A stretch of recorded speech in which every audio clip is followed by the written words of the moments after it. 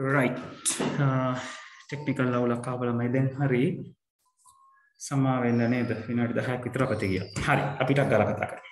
right එතකොට මෙතන අපි කතා බහ කරනවා ඒක පරිශීලක මෙහෙයුම් පද්ධතියක් ගැන මම කලින් කතා බහ කරා වගේ ඒක එක පරිශීලකයෙකුට තමයි පාවිච්චි කරන්න පුළුවන් වෙන්නේ. ඒකට ඒක පරිශීලක කියලා අපි කතා බහ කරන්නේ. මේක වැඩි දියුණු ආකාර වලට ගියාම අපි කතා කරනවා ඒක පරිශීලක සහ එක ක්‍රියාවක් සම්බන්ධයෙන් single user single task කියලා අපි කතා බහ කරනවා. නමුත් මෙතනදී අපි ඒක ගැන කතා කරන්නේ නැහැ. මෙතනදී අපි කතා බහ වෙන්නේ එක පරිශීලකයට විතරක් පාවිච්චි කරන්න පුළුවන් මෙහෙයුම් පද්ධතියක් විදිහට. එතකොට MS DOS කියන කෙනා උදාහරණ විදිහට අරගන්නවා. MS DOS ඕගලන්ට දකින්න අවශ්‍ය නම් ඔයගලගේ කම්පියුටර් එකේ තියෙන command prompt එක අරගත්තා නම් මේ තියෙන්නේ MS DOS කියන operating system එක. right එතකොට මේ command prompt එක හරහා ඕගලන්ට ඕගලන්ගේ කම්පියුටර් එකේ තියෙන ඕනම තැනකට යෑමේ හැකියාව තියෙනවා. right දැන් මම මේ ඉන්නේ C users කියන තැන. මට අවශ්‍ය නම් D drive එකට යන්න D එක type කරලා colon එකක් type කරාම D drive එකට මාරු වෙනවා. right දැන් මගේ Windows Explorer open කරලා බලුවොත් ඔයගලන්ට පෙනේවි එතන තියෙනවා drivers කීපයක්. right මගේ සාමාන්‍යයෙන් C drive එකයි D drive එකයි කියලා drivers දෙකක් තියෙනවා. ඒතර මගේ D drive එක open කරොත් ඒකට අදාළව යම් යම් folders set එකක් තියෙනවා. ඒතර මම මෙතන dir කියලා type කරොත් ඒක එක command එකක්.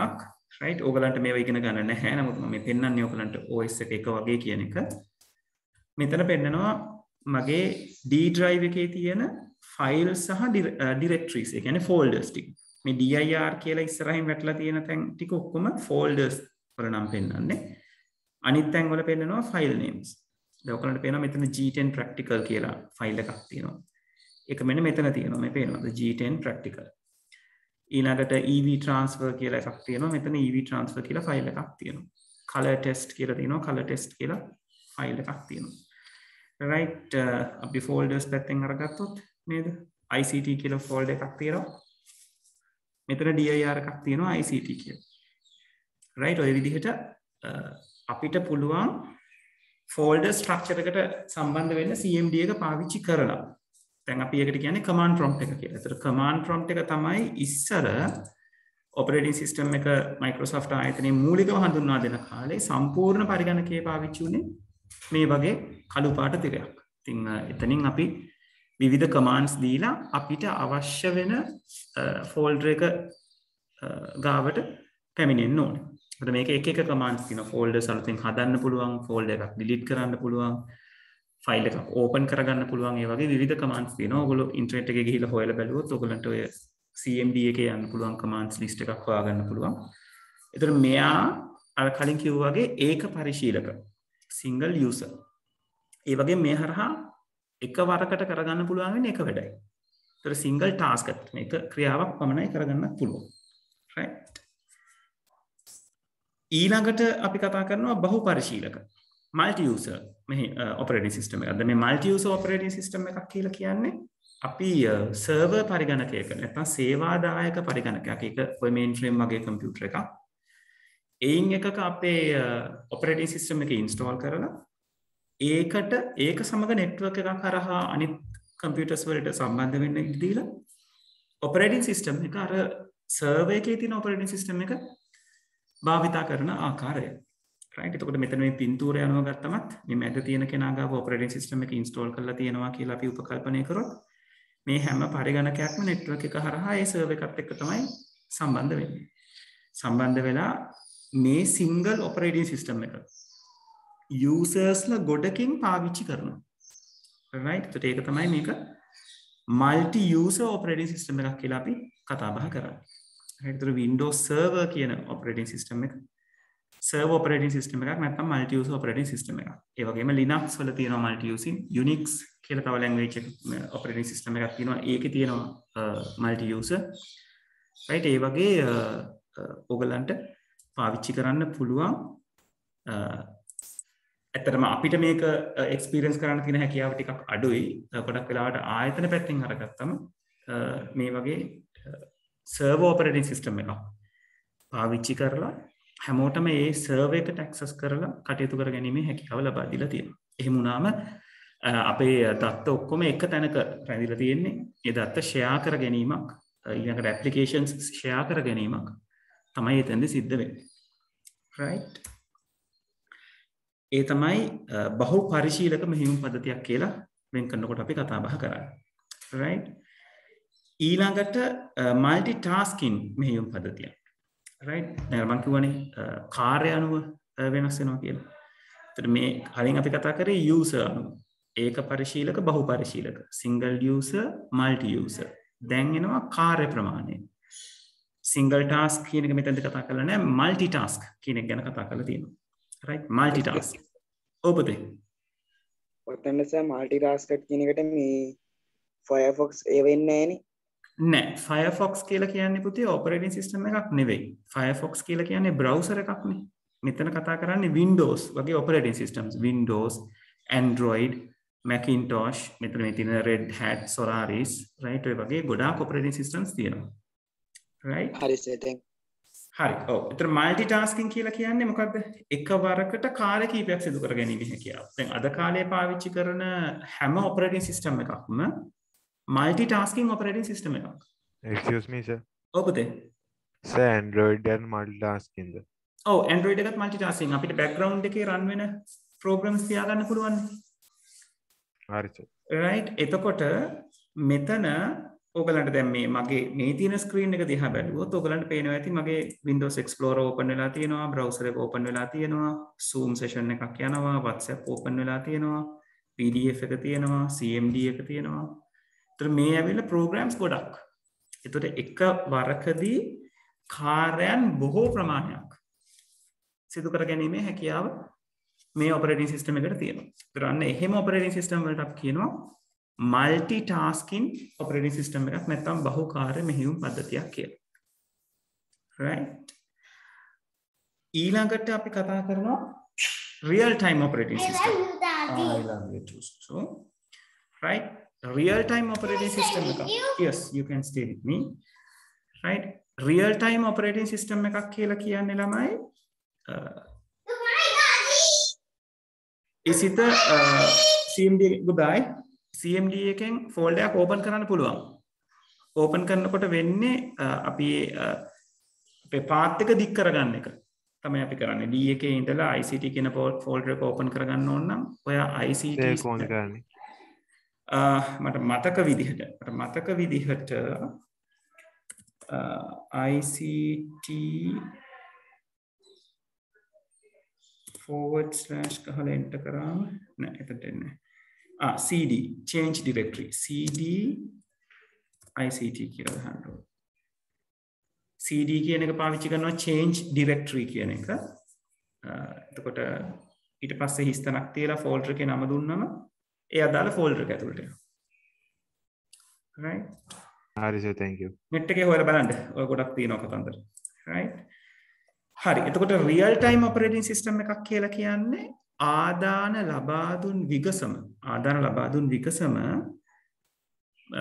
ප්‍රතිදානයක් එහෙමත් නැත්නම් සකස් කිරීමක් ඒ මොහොතේම සිද්ධ වෙලා ප්‍රතිදානයක් ලබා දෙන මෙහෙයුම් පද්ධතිය. right එතකොට ගොඩාක් වෙලාවට ඕවා calculators වල ATM machines වල GPS systems වල අපිට මේ OS එක දකින්න හම්බ වෙනවා. ඒකට ඒවා real time මේ මොහොතේ හම්බෙන දත්ත අනුව බොහොම ඉක්මනට ප්‍රතිචාර දැක්වීම කරනවා. දැන් ATM සිස්ටම් එකක් ගත්තොත් නේද? මම මෙතන ඔයගලන්ට ඔය ATM ස්ක්‍රීන් එකක ස්ක්‍රීන්ෂොට් එකක් දාලා තියෙන්නේ. ඒතර අපි ෆන්ඩ් ට්‍රාන්ස්ෆර් එකක් කරොත් මුදල් හුවමාරු කිරීමක් කරොත් අපේ ගිණුමෙන් යවපු මුදල් ටික ටක් ගාලා අඩු වෙනවා කියන එක අපිට පේනවා. අපි ඩිපොසිට් මැෂින් එකකින් මුදල් තැන්පත් කරොත් අපේ ගිණුමේ තියෙන බැලන්ස් එක ඒ මොහොතේම ඉහළ යනවා අපිට පේනවා. එතකොට ඒක ඇවිල්ලා real time operating system එක. ඒ මොහොතේම ආදාන වලට අදාළව ප්‍රතිචාර දක්වන මෙහෙයුම් පද්ධතියක්. right එතකොට ඔය විදිහට ඕක අපි අතර මේ ලෙවල් වලට ආවයින් පස්සේ තව ගොඩාක් වර්ග වලට කඩලා ඉගෙන ගන්නවා. මෙතන ඔක්කොම ටික නෑ. ඔයගලන්ට දීලා තියෙන්නේ single user, multi user, multitasking සහ real time කියන දේවල් ටික. ඒක පරිශීලක, බහුපරිශීලක, බහුකාර්ය සහ තත්ත්‍ය කාල කියන වර්ග ටික තමයි මෙතනදී හඳුන්වලා දීලා තියෙන්නේ. right? ඒ කියන්නේ දැනුවත් වෙලා ඉන්න මෙන්න මේ જાතියේ operating systems තියෙනවා. ඒ කියන්නේ වර්ග කරන්න පුළුවන් කියන එක. right?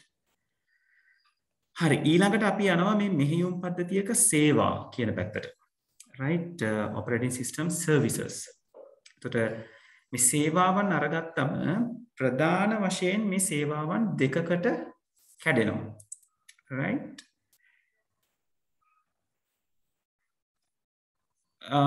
best OS එක ඉසිත best OS එක ගත්තොත් අපිට කියන්න බෑ Windows ද Mac ද කියන එක ඉසිත ඒක අපේ ක්‍රියාවනුව. මොකද Windows environment එකයි Mac environment එකයි දෙකක්. ඒවයි තියෙන වාසි සහ අවාසි අපිට කියන්න පුළුවන් ඒ අරෙන්න වඩාත් හොඳ කියන එක එන්නේ තමයි Mac use කරන වගේ අයට. Mac එක ගොඩාක් වෙලාවට use කරනවා ඔය high end graphics manage කරගන්න නැත්නම් high end audio videos manage කරගන්න වගේ දේවල් වලට Mac පාවිච්චි වෙන ප්‍රමාණය වැඩි. සර් ඔබද සර් අපි Windows වලට install කරන application වල Mac OS එකත් install කරන්න පුළුවන්ද? පුළුවන්. හැබැයි එතකොට install කරන setup එක අපිට දැන් Windows වල අපිට හම්බෙන්නේ exe setup එකක් විදිහට. ඔව්. Mac වලට එන්නේ exe setup එකක් නෙවෙයි. ඒක වෙන extension එකකින් ඒ setup එක එන්නේ. එතකොට ඒක ඒ ආකාරයෙන් install කරගන්න ඕනේ. අපිට Windows වල තියෙන setup එකම ගෙනහිල්ලා Mac එකේ run කරන්න බෑ. ඒ setups දෙක දෙකක්. ඒතර අපි download කරනකොට Mac වලටම කියලා download කරන්න ඕනේ. සර් web browser එක මොකක්ද තියෙන්නේ Mac වල? Mac වල Safari තමයි default එන්නේ. ඊට අමතරව ඔයාට Chrome, ඔය Firefox ඔක්කොම Mac වල download කරන්න පුළුවන්. සාමාන්‍ය Windows Mac දෙකම ගොඩාක් softwares වලට compatible. හැබැයි විශේෂත්වයක් විදිහට Windows වලට compatible වෙන softwares ප්‍රමාණය වැඩි. Mac එකට compatible වෙන softwares ප්‍රමාණය comparatively අඩුයි. හැබැයි එහෙම කියලා වැඩ කරගන්න බැරි වෙන ප්‍රමාණයට ඒක සීමා වෙලා නැහැ. හරි සර් thank you. හරි. right. එතකොට අපි මේ මෙහෙයුම් පද්ධතියේ සේවා වර්ග කරනකොට ප්‍රධාන වශයෙන් වර්ග දෙකක සේවාවන් අපි මේ මෙහෙයුම් පද්ධතියෙන් ලබා ගන්නවා operating system එකේ. ඒකෙන් වැදගත්ම සේවාව තමයි මේ දෙවෙනියට මම පාවිච්චි කරලා තියෙන්නේ මිත්‍රශීලී පරිගණක පරිශීලක අතුරුමුණක්. user friendly interfaces. දෙන එක දැන් මේ user friendly interface එකක් කියලා කියන්නේ දැන් මේ ඔයගොල්ලෝ හැමදාම machine එක on කරාම දකින්න හම්බෙන Windows environment එක. right? එතකොට මේ කියන environment එකේ අපි දැන් දන්නවා වෙලාව තියෙන්නේ මෙන්න මෙතන ඊට පස්සේ notification එනවා, start button එක මෙතන තියෙනවා, search කරන්න ඕන නම් එතනින් search කරන්න පුළුවන්. ඊළඟට මේ icons double click කරාම අපිට programs start කරගන්න පුළුවන්.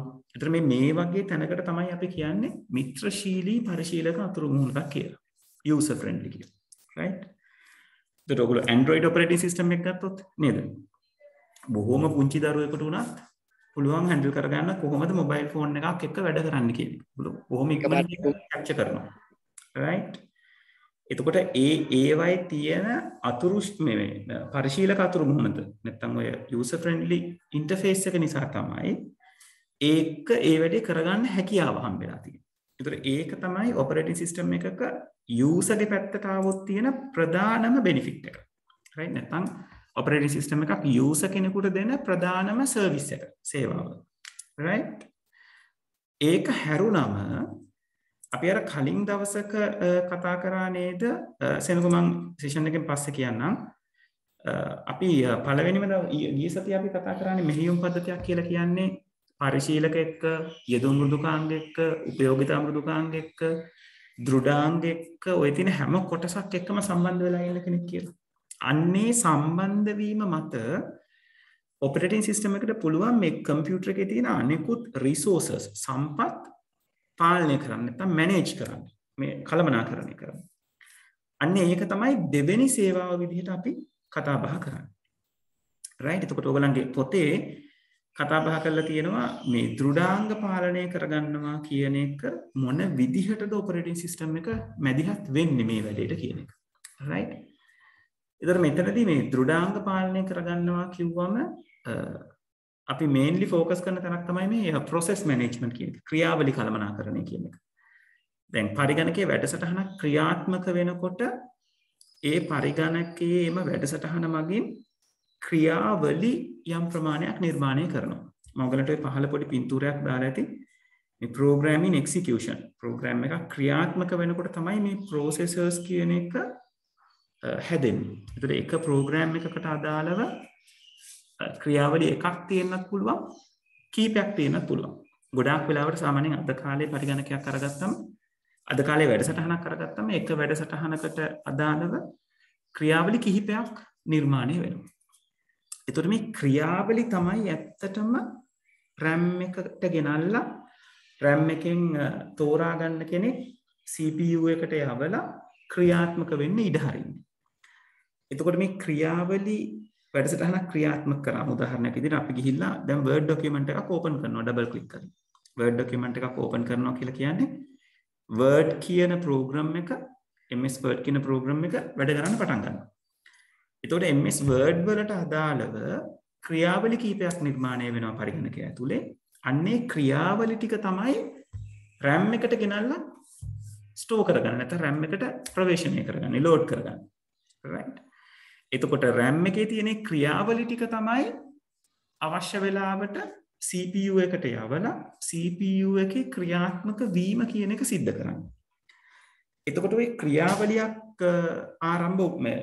ප්‍රෝග්‍රෑම් එකක් ආරම්භ වුණාම වැඩසටහනක් ආරම්භ වුණාම හැදෙන ක්‍රියාවලි ටික RAM එකට ගේන ක්‍රියාවලිය. ඒතකොට RAM එකෙන් කෙනෙක් තෝරලා CPU එකට එක්සිකියුට් කරන්න යවන දේවල්. ඔන්න ඔය කළමනාකරණය සිද්ධ කරගන්න ඔපරේටින් සිස්ටම් එක මැදිහත් වෙනවා. ඒතර ඔපරේටින් සිස්ටම් එක තමයි තීරණය කරන්නේ කොච්චර ප්‍රමාණයක් RAM එක ඇතුලේ ක්‍රියාවලි තියා ගන්නවද? මොන ක්‍රියාවලියද දැන් CPU එකට යවන්නේ? මේ ක්‍රියාවලිය තවමත් ක්‍රියාත්මක වෙනවද? ක්‍රියාත්මක වෙලා ඉවරද? ඔන්න ඔය කියන දේවල් ටික බලලා එතකොට ඒ වෙනුවෙන් මතක කළමනාකරණය කියන කොටසේ අපි කතා කරනවා ක්‍රියාවලියක් වෙනුවෙන් මතකයක් වෙන් කරගන්න වැඩේ කරන්නේ ඔපරේටින් සිස්ටම් එක. ඒ වගේ මේ ක්‍රියාවලි සම්බන්ධයෙන් තියෙන කළමනාකරණයේ පැත්ත සිද්ධ කරන්නේ OS එක විසින්. right? ඔයගලන්ට සාමාන්‍යයෙන් පරිගණකයේ තියෙන ක්‍රියාවලි කොච්චර ප්‍රමාණයක් තියෙනවද කියලා බලා ගන්න පුළුවන්.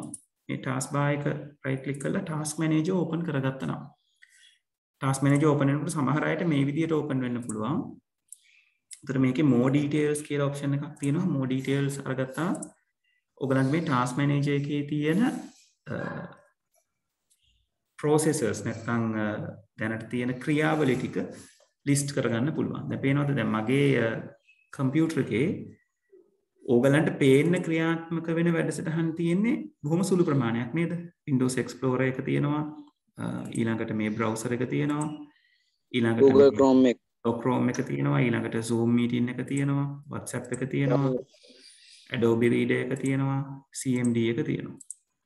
right? නමුත් මේ ටාස්ක් මැනේජර් එකත් තමයි ඔයගලන්ට පේනවා ඇති මේක ඇතුලේ ඒ කියන දේවල් වලට වඩා ගොඩාක් වැඩියෙන් processors තියෙනවා. පේනවද? ඒතර මේ අපිට අපි දන්න කියන අපේ programs වලට අදාළව මේ Google Chrome එක processors කීපයක් පටන් අරගෙන තියෙනවා. right? ඊළඟට Zoom meeting එක මෙතන උඩ තිබුණ මම දැක්ක මේ තියෙන Zoom meeting එක. right? WhatsApp වලට අදාළව තියෙන process එක මෙතන පෙන්නනවා. Acrobat Reader එකට අදාළව තියෙන process එක මෙතන පෙන්නනවා. right? ඒ ඇරෙන්න අනිත් ගොඩාක් දේවල් තියෙනවා අපි දන්නේවත් නැති processors මොනවද කියලා. ඒත් මේ විදිහට දැන් මේක බලුවොත් මේ Windows Defender එක වැඩ කරගෙන යනවා. පේනවනේ. ඊළඟට Office එකට අදාළව තියෙන processors run වෙනවා. මගේ graphic card එකට අදාළව තියෙන processors run වෙනවා. ඒ වගේ අපි දන්නේ නැති වුණාට OS එකක් ඇතුලේ processors විශාල ප්‍රමාණයක් run වෙනවා ඔයාගේ වැඩට අමතරව. right? එතකොට ඔයගොල්ලෝ මෙන්න මේ performance කියන ටැබ් එකට ගිහිල්ලා බැලුවොත් ඒ performance කියන ටැබ් එකේ තියෙනවා CPU එක කොච්චර වැඩ කරනවද, memory එක කොහොමද, disk එක කොහොමද, Wi-Fi, graphical processing unit ඒවා කොහොමද කියලා. දැන් මේකේ CPU එක කියන තැනට ගියාම මෙතන පෙන්නනවා CPU එකේ තියෙන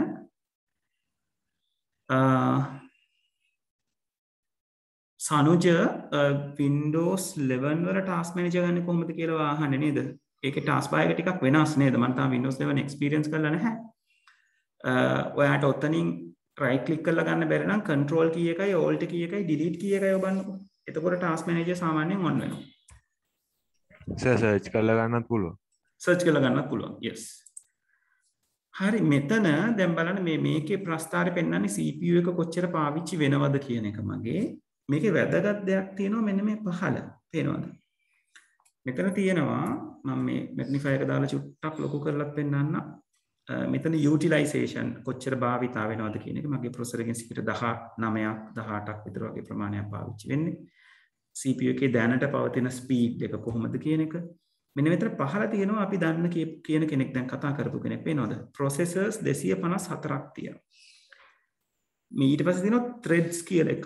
threads 3000 ගණක් තියෙනවා. handles 11000 නෙවෙයි 1,63,21ක් නේද? sorry 1,16,273. right? එතකොට මෙතනදී අපි සරලව අදහස අරගත්තා නම් හරි මේ වෙනකොට මගේ කම්පියුටර් එකේ මගේ ලැප්ටොප් එකේ processors 254ක් run වෙනවා. right? ඒ 254න් මේ threads කියලා කියන්නේ ළමයි ඔය process එක තව දුරටත් පුංචි කොටස් වලට වෙන් කරනවා. ඒවට තමයි අපි thread එකක් කියලා කියන්නේ. ඒතර ඒ threads ප්‍රමාණය CPU එක පැත්තට මාරු කර කර නිතරම හැම thread එකකටම run වෙන්න ඉඩ හරිනවා බොහොම වේගයෙන්. එතකොට තමයි අපිට මේ පේන්නේ එකම වෙලාවෙදී මේ programs කීපයක් run වෙනවා කියන එක. right? ඒතර ඔයගලන්ට බලා ගන්න පුළුවන් දැන් මේ operating system එකක් මේ මොහොතේ මගේ Windows operating system එක processors 254ක් manage කරනවා. right? දරොන්න ඔය විදිහට අපිට පුළුවන් process management එක මොන වගේද කියලා බලා කියා ගන්න. right? ඒතර මෙතනදී පෙන්වන්නේ ඇත්තටම process එක manage කරන විදිය නෙවෙයි මම මේ ඔයගලන්ට පෙන්වුවේ මේ මොහොතේ මගේ computer එකේ තියෙන process ප්‍රමාණය. ඒතර මේ process ප්‍රමාණය manage කරන එක කරන්නේ operating system එකේ උදව්වත් එක්ක. right. සස්මිත සාමාන්‍යයෙන් රන් වෙන softwares ඔක්කොම වගේ උතන පෙන්වන්න ඕනේ. සමහර විට ඒක ඔයා දන්න නමෙන් නොවෙන්න පුළුවන් ওই list එකේ තියෙන්නේ. සනුජ processors ඔයා අහන්නේ පුතේ CPU ප්‍රමාණය වැඩි වෙනවා කියන එකද ක්‍රියාවලි ප්‍රමාණය වැඩි වෙනවා කියන එකද ඔයා අහලා තියෙන්නේ?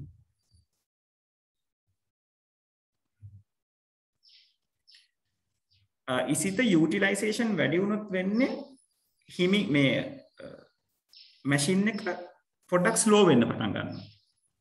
විශේෂයෙන් මේ memory utilization. right? Sir L1 L2 කියලා තියෙන මොකක්ද CPU? L1 L2 කියලා තියෙන්නේ cache. ඒ කියන්නේ අපි අර cache memory කියලා එකක් ඉගෙන ගත්තනේ දෙවෙනි පාඩමේ කතා කරනවා නිහිත අපේ කියලා. අන්නේ cache memory එක තව වර්ග කීපයකට කැඩෙනවා L1 cache එක L2 cache එක L3 cache එක කියලා. right? එතකොට ඒ තියෙන කොටස් දෙකෙන් තියෙනවා. ඔව් එහෙම තමයි cache වර්ග වෙනස් වෙන්න පුළුවන්. L1 විතරක් තියෙන්න පුළුවන්, L1 L2 තියෙන්න පුළුවන්, L1 L2 L3 කියලා කියන්නේ levels කීපයක් තියෙන්න පුළුවන්. සාමාන්‍යයෙන් level මොකද්ද open resource monitor කියන්නේ? ඒ open resource monitor එකෙන් පුළුවන් පුතේ මේවා ගැන තවත් විස්තර අපිට අරගන්න. resource monitor එක open කරාම ඒකෙත් මේකේ තියෙන details තමයි තියෙන්නේ. අපිට පුළුවන් ඒක කොච්චර ප්‍රමාණයක්ද මේකේ hardware කොච්චරද in use කොච්චරද modified කොච්චරද ඔය වගේ මේක ගැන තව in detail යන්න පුළුවන් තමයි තමයි resource monitor එක කියලා කියන්නේ. සර් uptime කියන්නේ අපි OS එක on කරලා තිබ්බ වෙලාවද? කොබලම ඔතනද නෑ අර දැන් CPU කියන එකේ තියෙන task manager එකේ CPU එක ගාව මේ processor මෙතන uptime එක yes most probably නේද අනිවාර්යයෙන්. එතකොට ඒක මෙතන මේගොල්ලෝ ගණන් කරලා තියෙන්නේ තප්පර විනාඩි පැය සහ දවස් කියන පැති වලින් මේ තියෙන්නේ. right? ඒ කියන්නේ මම machine එක shut down නොකර තිබ්බ යම් කාලයකදී එයා ඔය count කරලා තියෙන ප්‍රමාණය. සර් memory එකේ committed කියලා මොකක්ද තියෙන්නේ? memory එකේ committed කියලා එකක් තියෙනවා. committed කියලා කියන්නේ මේ කියන්නේ පාවිච්චි කරන්න යොදාගෙන තියෙන ප්‍රමාණය කියන එක. right? ඒකේ මගේ RAM එක 4.5 පේනවා. ඔව් ඒ පෙන්නන්නේ ඔයාගේ තියෙන RAM එකට අමතරව ඒගොල්ලෝ virtual memory කියලා එකක් පාවිච්චි කරනවා hard disk එකේ පොඩි උදව්වකුත් අරගෙන. right? ඒතර ඒක SSD වුණොත් වැඩි වෙනවද? නෑ එහෙම වැඩි වෙන්නේ නෑ. එයා ඒක පාවිච්චි කරන්නේ පුතේ ඔය virtual memory කියන එක පාවිච්චි කරනවා process එකක අත්‍යවශ්‍ය නොවන කොටස් ටික පොඩි වෙලාවකට ගබඩා කරලා තියාගන්න. ඒකත් ඔය operating system එක පාවිච්චි කරන එක ටෙක්නික් එකක්. ඒ කියන්නේ ඔක්කොම දේවල් ටික RAM එකේ දාගන්න නැහැ. ඒ මොහොතේ වැඩ කරගන්න අවශ්‍ය වෙන ටික අත්‍යවශ්‍ය ටික RAM එකේ තියාගන්න. ඔය ඉතිරි ටික hard disk එකේ වෙන් කරපු තැනක තියාගන්න. right? දැන් මගේ hard disk එක ගත්තොත් මගේ in use 5.3 ඊළඟට 2.4 gigabytes available. ඒතර මගේ ඔක්කොම 8GB තියෙනවා. මේ 372ක් වගේ ප්‍රමාණයක් පාවිච්චි කරලා තියෙනවා මේ hardware usage එක වෙනුවෙන්. ඒක සාමාන්‍යයෙන් වෙන් කරපු ප්‍රමාණයක්. මේ hardware reserve එක 213යි MB මෙතන තියෙන්නේ. right ඊට අමතරව ඒ කියන්නේ 7.8ක් මට පුළුවන් programs වලට පාවිච්චි කරන්න මගේ gigabyte 8ක්. ඒකෙන් දැනට 5.5යි මෙතන පාවිච්චි වෙලා තියෙන්නේ. අපි දැන් මෙතනට එනවා memory management ගැන කතා කරනකොට කතා කරන්න. අපි ගිහිල්ලා බලමු. disk එක high ගියාමත් machine එක slow වෙනව නේද? ඔව් සාමාන්‍යයෙන් disk එක high ගියාම memory එක high ගියාම CPU එක high ගියාම ඔය තුනෙන් machine එක slow වෙන්න පුළුවන්. right? ඒ කියන්නේ storage එක වැඩි වුණොත් හොයන්න යන වෙලාව වැඩි වෙන නිසා machine එක slow වෙන්න පුළුවන්. memory එක සම්පූර්ණයෙන් පාවිච්චි වුණොත් memory එකේ ඉඩමදි වීම නිසා machine එක slow වෙන්න පුළුවන්. CPU usage එක වැඩි වුණොත් එයාට handle කරගන්න තියෙන processors ප්‍රමාණය වැඩි නිසා machine එක slow වෙන්න පුළුවන්. right? හරි. virtualization කියන එක පසින්දු අපි ගොඩක් පැති වලින් කතා කරනවා. අතත්‍යකරණය කියන එක ඒක virtual memory පැත්තෙන් කතා කරනවා, ඊළඟට graphics පැත්තෙන් කතා කරනවා, filming පැත්තෙන් කතා කරනවා. ඒක ටිකක් broad language එකක්. virtualization කියලා අපි උතෙන්දී කතා කරන්නේ අතත්‍ය බව. සත්‍ය විදිහට නොවන එක තිබීම. right? මෙහෙමයි සනුජ CPU එක තියෙන processors ප්‍රමාණය අපිට කියන්න බෑ වැඩි වෙන එකද අඩු වෙන එකද හොඳ කියලා. ඒකේ වෙන්න ඕනේ පුතේ memory එකක් ප්‍රශස්ත මට්ටමක තියාගෙන CPU එකට පුළුවන් තරම් processors වැඩි වුණාට ගැටලුවක් නැහැ. මොකද CPU එකේ processors CPU එක 100% utilize වෙනවා නම් තමයි උතන ගැටලුවක් විදිහට කියන්නේ machine එක slow වෙනවා කියන තැනට එන්නේ. right? එහෙම නැතුව සාමාන්‍යයෙන් processor එක ඇතුලේ අවශ්‍ය විදිහට දේවල් ටික සිද්ධ වෙගෙන යනවා නම් processors ප්‍රමාණය කොච්චරද කියන එක ඒකට බලපාන්නේ. right? එතකොට ඔව් ඔයාගේ සංචිත එතකොට 102යි කියලා කියන්නේ ලොකු ප්‍රමාණයක් පාවිච්චි වෙන්නේ නැහැ කියන එක. right? ඔව් සස්මිත process management කියලා කියන්නේ බොහොම සරලව program එකක් වැඩ කරන්න පටන් ගත්තම ක්‍රියාවලි හැදෙනවා. ඒ ක්‍රියාවලි ටික කළමනාකරණය කරගන්නේ කොහොමද කියන එක. right? ඒ කළමනාකරණය කර ගැනීමේදී අපි කතා කරනවා ඒ හැදෙන ක්‍රියාවලි ටික RAM එකේ තියාගන්නේ කොහොමද? ඊට පස්සේ නිරන්තරයෙන් අවශ්‍ය නැති දේවල් ඔය hard disk එකේ virtual memory කියන පැත්තට අදාළ කරගෙන තියාගන්නේ කොහොමද? මේ මොහොතේ වැඩ කරන්න try කරන කෙනාව CPU එකට යවන්නේ කොහොමද? ඔය කියන කළමනාකරණ ක්‍රියාවලිය. logical processors කියනවා. logical process කියලා අපි කියනවා සාමාන්‍යයෙන් physical processor එකක් කියලා කියන්නේ අපිට පේන්න තියෙන hardware එකක්නේ. ඒ hardware එක ඇතුලේ සාමාන්‍යයෙන් concepts පාවිච්චි වෙන ඔය parallel programming මේ වගේ දේවල් වලට. එතකොට ඒක ඇතුලේ processor එක වගේ වැඩ කරන ස්ථාන කීපයක් තියෙනවා. right? ඒවට අපි කියනවා logical processors කියලා. right? ඉසිත අහලා තියෙනවා 4GB plus 2GB ගහන්න බැරි. ඉසිත එහෙම 4GB plus 2GB ගහන්න බෑ කියලා එහෙම එකක් එන්නේ නැහැ සාමාන්‍යයෙන්. සර් ගැහුවට පස්සේ මේ මැෂින් එක ඔන් වෙන්නේ. ඒනම් සමහර වෙලාවට ඔයා අලුතින් fix කරන RAM එක compatible නැති RAM එකක් වෙන්න පුළුවන්. සර් DDR2 ඒකම තමයි සර් ගන්නේ. ඒක නම් මට ටිකක් 4GB හැබැයි ඒක ටිකක් හිතාගන්න අපහසුයි. සාමාන්‍යයෙන් මට එහෙම හම්බෙලා නැහැ. සර් බස් ස්පීඩ් එක වෙනස් වුණාමත් නැහැ නේද? ඔව් ඒනට බස් ස්පීඩ් එක වෙනස් වෙන එක තීරණය වෙන්නේ මදර්බෝඩ් එකේ capability එක අනුව. එතකොට එතනදී සර් කැඩි කැඩි කැඩි කැඩි එන්නේ. සර් කැඩි කැඩි යන්නේ. හරි දැන් පැහැදිලිද? මුකුත් ඇහුන්නේ නැහැ ඔව් හරි සර්. දැන් පැහැදිලිද? දැන් පැහැදිලි සර්. ඔව් සර්. රයිට් හරි තප්පරයක් ඉන්නකො අපි මම ආයෙත්තර මගේ මොබයිල් රවුටර් එක charge වෙන දැම්ම අපි ඒකට shift මම මේ ෆෝන් එකේ hotspot වලින් හිටියේ.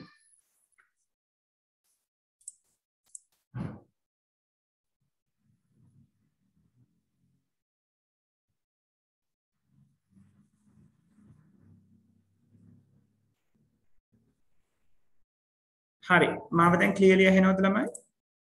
yes sir. හරි right හරි එතකොට අපි කතා කර හිටියේ අර RAM එක. ඔව් RAM එකේ 4GB 4GB ගහන එක නේද 4GB 2GB ගහුවම සමහර විට ඔය RAM එකේ තියෙන බස් ස්පීඩ් එක මැචින් වෙන්නේ නැති වුණාම ගැටලු වෙන්නත් පුළුවන්. හැබැයි ඒක මදර්බෝඩ් එකේ capabilities තියෙනවා. ඒ කියන්නේ කොච්චර ප්‍රමාණයක් දක්වා යන්න පුළුවන්ද කොහොමද කියන එක. right ඒ නිසා ඒක බලා ගන්න දෙයක් නැද්ද සර්? මදර්බෝඩ් එකේ capability බලා ගන්න පුළුවන් පුතේ. මදර්බෝඩ් එකේ වර්ගය සහ මොඩල් එක දන්නවනම් ඔයාට ඉන්ටර්නෙට් එකේ සර්ච් කරන්න පුළුවන් කොච්චර එක්ස්ටෙන්ඩ් කරන්න පුළුවන්ද කියලා. නැත්නම් හරි සාමාන්‍ය සර් thank you. ඒ ඔයාගේ මදර්බෝඩ් එකේ ස්පෙක් එක ඔයාට හොයාගන්න පුළුවන්. ඒ මදර්බෝඩ් ස්පෙක් එකෙන් පොඩ්ඩක් හොයලා බලන්න කොහොමද කියන එක. right හරි එතකොට ළමයි ඔය තමයි process management වලට අදාළව තියෙන දේවල් ටික. right සෙනුක pro ඔතන wifi වලට අදාළව තියෙන්නේ මෙතන තියෙන්නේ පුතේ wifi පාවිච්චි වෙන එක. right එතකොට ඔයාගේ 200 ගණන් කියලා කියන්නේ 200 ගණන් මොනවාද? kbps ද mbps ද කොහොමද? receives මොකද පුතේ? receive කියලා deceive කියලා තියෙන්නේ මට පැහැදිලි නැහැ. receive received කියලා. receive ඒක තමයි. ඒක තියෙන්නේ පුතේ kbps ද mbps ද කොහොමද? mbps mbps වලින්. ඒක fiber line එකක්ද තියෙන්නේ? ඔව් right ඒක තමයි. mbps එනවා කියලා කියන්නේ fiber line එකක්. fiber line එකකින් settle වෙනවා කියලා කියන්නේ හොඳයි ඒ කියන්නේ connection speed එක හොඳයි කියන එක එතෙන්ද යන්නේ.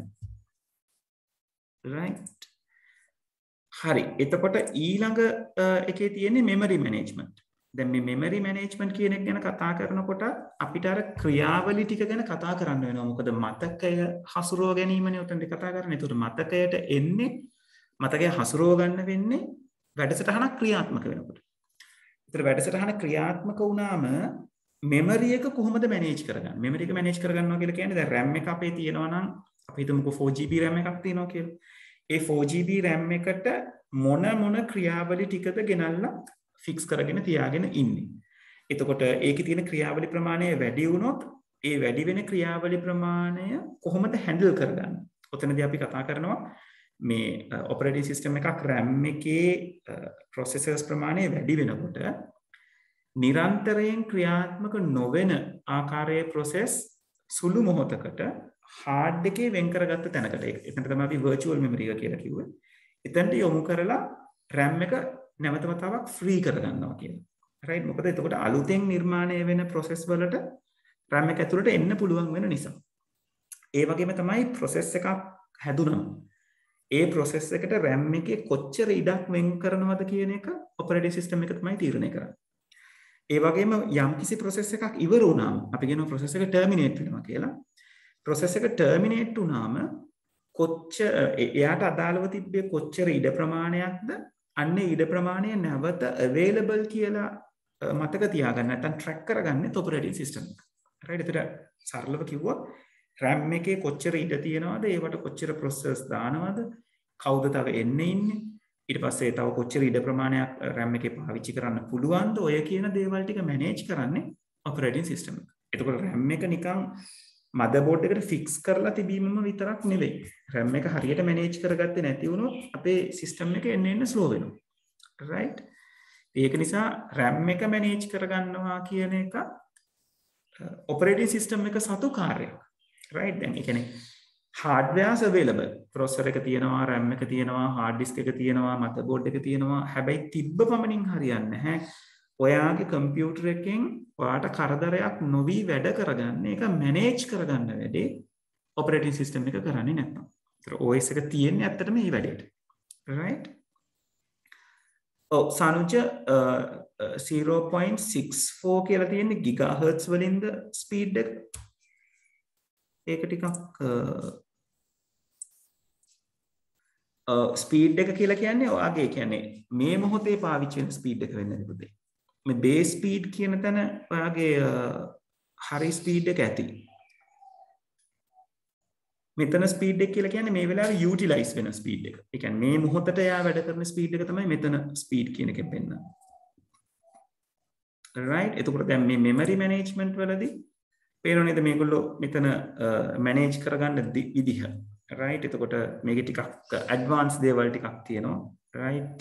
කොච්චර මෙමරි ප්‍රමාණයක් පාවිච්චි වෙනවද කියන එක තියෙනවා. මේ කමිටඩ් කියන එක පාවිච්චි වෙන්නේ ඒ වෙනුවෙන් වෙන් කර තිබෙන කියන එක ගැන කතා කරගන්න. right? cached memory ප්‍රමාණයක් ගැන කතා කරනවා. ඒතර ඒ කියන්නේ අර cache memory එක නෙවෙයි, CPU එකේ තිබුණ L1 L2 L3 නෙවෙයි.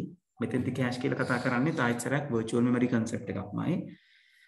ඊළඟට අපි A level වලට කරනකොට අපි මේ කතා කරනවා මේ page කියලා කියන්නේ මොනවද? page කියන එක කතා බහ වෙන්නේ ඇයි කියන දේවල් මෙතෙන්දි අපිට ඒක වැඩි විස්තර කතා කරන්න බෑ. ඒක අපි ඒ තරම් ටෙක්නිකල් පැත්තට අපි යන්නේ නැහැ. right? ඊට අමතරව මෙතන මේ දකුණු අත පැත්තේ පෙන්නලා තියෙනවා ස්පීඩ් එක කොහොමද, right? RAM එකේ ස්ලොට්ස් කීයක් පාවිච්චි කරලා තියෙනවද, ඊළඟට මොකක්ද මගේ RAM type එක, ඊළඟට hardware reserved ප්‍රමාණය කියන්නේ hardwares වෙනුවෙන් RAM එකේ යම් ඉඩක් නිතරම වෙන් වෙලා තියෙනවා ඔක්කොම hardware සඳහා. ඒ ප්‍රමාණය කොච්චරද කියන එක. right? එතකොට මේ details ටික අපිට සිස්ටම් එකට අදාළව අපි දකින්නේ. හැබැයි මෙයාව මැනේජ් කරගන්න වැඩේ ඔපරේටින් සිස්ටම් එකෙන් තමයි සිද්ධ වෙන්නේ.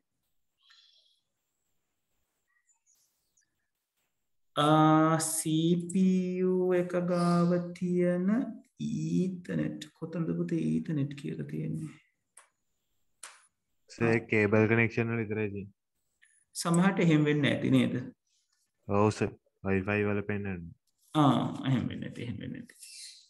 මොකද ඕක අපි සාමාන්‍යයෙන් ඊතර්නෙට් කනෙක්ෂන් එකක් කියලා කියන්නේ කේබල් කනෙක්ෂන් එකකට. ඒකට ඒක හැබැයි CPU එක ගාව ඊතර්නෙට් කියලා පෙන්නනවද?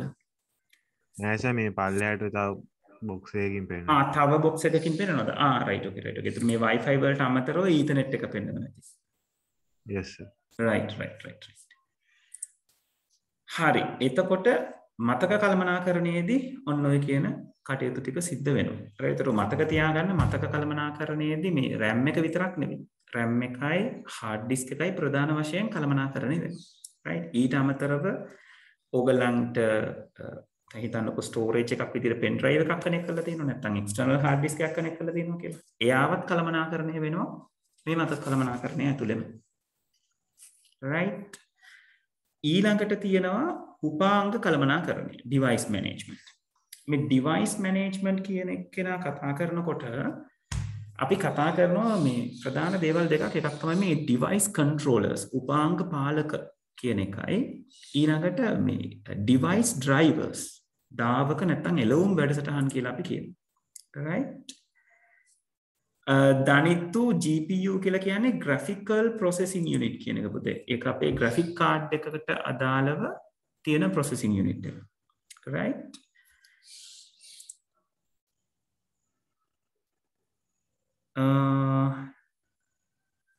නේචාන් මට පැහැදිලි නැහැ කෙනෙක් ඔබන්න. මෙහෙමයි. නේජාන් එතකොට ඔතන GPU එකක් පෙන්වන්නේ නැහැ කියලා කියන්නේ ගොඩක් වෙලාට වගේ onboard GPU එකක් ඇත්තේ ඒක CPU එකෙන්ම තමයි manage වෙන්නේ. graphical processing unit එකක් නැති වෙන්න පුළුවන්. ඒක possible. graphic card එකක් වෙනම fix කරලා තියෙනවා නම් GPU එකක් පෙන්වන්න ඕනේ.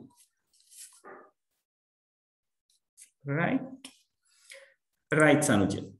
හරි. එතකොට මේ device controllers, device drivers පැත්ත ගැන කතා කරොත් ඔය පළවෙනි පොයින්ට් එකේ කියලා තියෙනවා වගේ උපාංග පාලනය කරගන්න. දැන් මෙතනදී මේ උපාංග කියලා කියන්නේ මේ පරිගණකයට ෆික්ස් වෙලා තියෙන මේ කියන්නේ බාහිරින් ෆික්ස් වෙලා තියෙන ටික අපි කියනවා peripheral devices කියලා. right? ඒතර mouse එක, keyboard එක, ඊළඟට speakers තියෙනවා නම් එහෙම print එකක් තියෙනවා නම් scan එකක් තියෙනවා නම් අන්න ඒව තමයි අපි හිතන්නේ උපාංග කියන ගණයට කතා කරන්නේ. right? එතකොට උපාංග පාලනය සඳහා මේ දෘඩාංග කොටසක් වෙන hardware එකක් වෙන device controller කියන එක පාවිච්චි වෙනවා. ඒ වගේම software එකක් තියෙනවා device drivers කියලා. ඔයගොල්ලෝ සාමාන්‍යයෙන් අහලා ඇති නැත්නම් දැකලා ඇති printer එකක් අපි install කරනකොට printer එකක් අපි purchase කරනකොට printer එකට අපි සාමාන්‍යයෙන් driver softwares කියලා වෙනම CD එකක් print එකත් එක්ක අපිට හම්බ වෙනවා. දැන් සමහර වෙලාවට printer box එකේ තියෙනවා පොඩි QR code එකක්. ඒගොල්ලෝ කියනවා මේ QR code එක scan කරලා තියෙන web එකට ගිහිල්ලා drivers අරගන්න හරි. එහෙම නැත්නම් printer box එකේ තියෙනවා website එකක් දීලා ඒ website එක load කරලා ඒකෙන් drivers download කරගන්න කියන තැනට දැන් ඇවිල්ලා තියෙනවා CD එකකින් වෙන මේ වන්නේ නැතුව. ඒ වගේම තමයි online driver installation කරන තැනටත් දැන් printers manufacturing companies වැඩි දියුණු වෙලා තියෙනවා. ඉතින් ඒගොල්ලෝ එක පැත්තකින් cost එක අඩු කරගෙන තියෙනවා CDs වල write කර යවන එක නැතුව හැමෝටම access කරන්න පුළුවන් website එකක දාලා එතනට ගිහිල්ලා අපිට drivers download කරගෙන අදාළ විදියට පාවිච්චි කරන්න පුළුවන් වෙනවා. කෙසේ හෝ වේවා මේ drivers කියලා කියන්නේ අපේ අදාළ මේ බාහිර උපාංගය පරිගණකයට හඳුන්වලා දෙන software එක. right? ඒතර drivers install කරේ නැති වුණොත් කම්පියුටර් එකට බෑ තේරුම් ගන්න මේ උපාංගයේ තියෙන සම්පූර්ණ හැකියාවන් මොනවද කියන එක. right? දැන් උදාහරණයක් විදිහට අපිට printer එකක් machine එකකට connect කරලා printouts ගන්න පුළුවන්. මුකුත් drivers install කරගන්න නැතුව. එතකොට ගොඩක් වෙලාවට ඔයාට මොකක් හරි එක size එකක විතරයි printouts ගන්න පුළුවන් වෙන්නේ. drivers දැම්මයින් පස්සේ තමයි උදාහරණයක් විදිහට ඔයගොල්ලෝ හිතුවොත් දැන් printers එනවා 3-in-1 කියලා. scan කරන්න, copy කරන්න, print කරන්න. right? එතකොට එහෙම device එකක් අපිට machine එකට connect කරලා print out එකක් ගන්න පුළුවන් වුණාට scan කරන්න බැරි වෙන්න පුළුවන්. drivers අපි අපේ machine එකට install කරාම තමයි computer එක තේරුම් ගන්නේ මාත් එක්ක මෙන්න මෙහෙම print එකක් connect වෙලා ඉන්නවා. එයාට මෙන්න මේ වගේ හැකියාවන් තියෙනවා. ඒක නිසා මට ඒ සම්බන්ධයෙන් කටයුතු කරන්න පුළුවන් කියලා. එතකොට ඔය printers, scanners වගේ devices ගත්තම තාමත් ඇත්තටම අපි drivers අපි විසින් install කරගන්න ඕනේ. හැබැයි ඉස්සර අපි අපේ machine එකට අලුතෙන් DVD writer එකක් connect කරත් එයා වෙනුවෙන් තියෙන drivers උත් අපි install කරන්න ඕනේ. pen drive එකක් connect කරත් pen drive එකේ තියෙන drivers උත් install කරන්න ඕනේ. mouse එකක් keyboard එකක් fix කරත් මුල්ම කාලේ mouse එකටයි keyboard එකට අදාළව තියෙන drivers උත් අපි install කරන්න ඕනේ. හැබැයි මේ වෙනකොට mouse, keyboard, ඔය DVD writers වගේ දේවල් ඊළඟට pen drives කියන දේවල් plug and play devices බවට පත් වෙලා තියෙනවා. right? plug and play devices වලින් සිද්ධ වෙන්නේ එක්කෝ operating system එක සමග එනවා ඒ අදාළ devices වලට අදාළ driver software එක. එහෙම නැත්නම් අදාළ device එක එනවා. right? දැන් ඔයගොල්ලෝ mouse එකක් keyboard එකක් connect කරාම ඔයගොල්ලෝ දකින්න ඇති පළවෙනි වතාවට connect කරාම machine එකට පොඩි වෙලාවක් යනකම් නිකන් මේ මෙතන task bar එකේ කොළ පාටින් scan වෙනවා වගේ පෙන්නලා drivers are get installed කියලා ඊට පස්සේ message එකක් එනවා your device is ready to use කියලා. right? අන්න එහෙම එන්නේ එයාගේ මුල් වතාවට device එක connect කරගත්තම device එකට අදාළ drivers ටික automatically install කරගන්න නිසා. අපේ බලපෑමක් නෑ ඒකට. ඒතර ඒ වගේ devices වලට අපි කියනවා plug and play devices කියලා. right? fix කරලා වැඩ කරන්න පුළුවන්. ඒතර මුල් වතාවේ drivers ටික එයා විසින්ම අරගන්නවා. එහෙම install කරගන්න නැති devices වලට drivers අපි විශේෂයෙන් install කරන්න ඕනේ.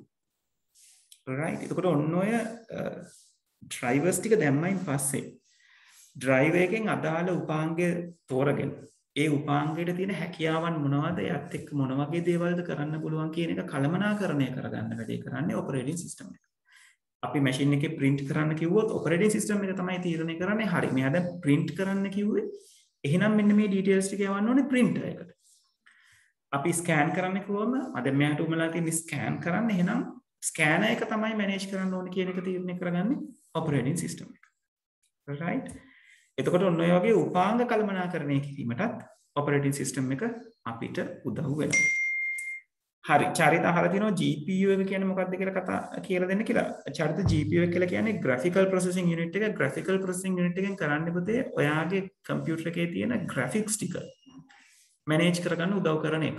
right? මොකද දැන් සාමාන්‍ය දත්තයක් process කරනවා වගේ නෙවෙයි graphic එකක් process කරනවා කියන එක. විශේෂයෙන් අපි graphics ටිකක් බරපතල විදිහට පාවිච්චි කරනවා නම් ඔයා high end games පාවිච්චි කරනවා නම් බොහොම advanced games පාවිච්චි කරනවා නම් ඊළඟට video editing වගේ දෙයක් කරනවා නම් ඊළඟට audio composing වගේ දෙයක් කරනවා නම් right ඊට පස්සේ video wall එකක් handle කරනවා වගේ දෙයක් කරනවා නම් ඒ වගේ වෙලාවකදී කම්පියුටර් එකේ තියෙන process වලට graphics ඉතා විශාල වශයෙන් පාවිච්චි කරන්න වෙනවා. ඒ වෙලාවට අපේ තියෙන CPU එකේ හැකියාව මදි ඒ graphics ඔක්කොම ටික process කරගන්න. නැත්නම් වේගය මදි. ඒක නිසා ගොඩාක් වෙලාවට ඒ වගේ graphics එක වැඩ කරන අය කරන්නේ වෙනම graphic card එකක් connect කරගන්නවා කම්පියුටර් එකට VGA card එකක්. ඒ VGA card එකත් එක්ක එනවා වෙනම processing unit එකක්. එතකොට එයා අර අපේ සාමාන්‍ය processor එකට graphics ගැන වැඩ ටික බාර දෙන්නේ නැතුව එයා විසින් graphics ටික process කරලා අපේ කම්පියුටර් එකේ තියෙන සාමාන්‍ය CPU එකත් එක්ක එකතු කරලා වැඩ කරනවා. ඒත් GPU එකෙන් කරන්නේ එහෙම දෙයක්. right? හරි සර්, thank you. right. කණෙල් මුකුත් ලිව්වේ නැහැ, අපිට ලියන්න දේවල් නැහැ නේ, මම print කරලා දීලා තියෙන්නේ. right? අපි වැඩේ කතා බහ කරගෙන යවන් තියෙන්නේ. ඉසිත ප්‍රශ්නයක් අහලා තියෙනවා.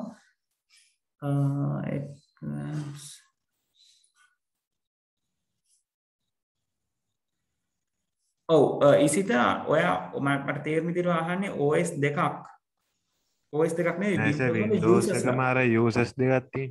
ඔව් එතකොට හැබැයි මෙහෙම දෙයක් multiplayer accounts වලින් යන්න පුළුවන්. ඔව් පුළුවන්. හැබැයි ඔයා install කරනකොට admin account එකකින් install කරන software එකක් ඔයාට කියන්න පුළුවන් අනිත් user account වලට පෙන්වන්න එපා කියලා. හැබැයි admin account administrator යනකනේ. ඔව් admin account එකකින් ඔයා program එක uninstall කරොත් user accounts වලටත් ඒ program එක එතනින් එහාට පාවිච්චි කරන්න වෙන්නේ නැහැ. සර් ඒතකොට දැන් අපි දැන් මේ අනිත් user එකේ කියලා කලින් එකේ hard එකේ දින අපිට බලන්න පුළුවන් නේද සර්? පුළුවන්. ඔතනදී user එකක් හැදෙනවා කියලා සිද්ධ වෙන්නේ අර my documents වලට අදාළව තියෙන පුංචි folder set එකක් ඔයාලට වෙනම open වෙන එක විතරයි. එහෙම නැතුව ඒනට එක නිකන් new මේ computer එකක් වගේ තියෙන interface එක. ඔව් ඒ කියන්නේ යාට desktop එකේ එන්නේ empty desktop එකක්. නමුත් empty desktop එකේ ඔයා Windows Explorer open කරාම ඔයාට සාමාන්‍ය machine එකේ පෙන්නන විදිහටම දැන් මගේ machine එකේ මම තව user කෙනෙක් හැදුවොත් ඒ userටත් මේ C drive එකයි D drive එකයි පෙන්නනවා. වෙනසක් නැහැ. වෙනසකට තියෙන්නේ එයාගේ desktop එක මේ විදිහට එන්නේ නැහැ. එයාගේ desktop එක එන්නේ recycle bin එකක් එක්ක විතරක් බොහොම පිරිසිදු desktop එකක් එනවා. ඒ අලුතෙන් user කෙනෙක් හදනවා කියලා වෙන්නේ මේ desktop environment එක අලුත් කරන එක විතරයි. එහෙම නැතුව computer එක එයාට වෙනමම කොටසක් මට වෙනමම කොටසක් කියලා වෙන් කරන්නේ නැහැ. අපිට තව තියෙනවා වෙන ක්‍රම තියෙනවා ඒ විදිහට වෙන් කරගන්න පුළුවන්. right? හරි.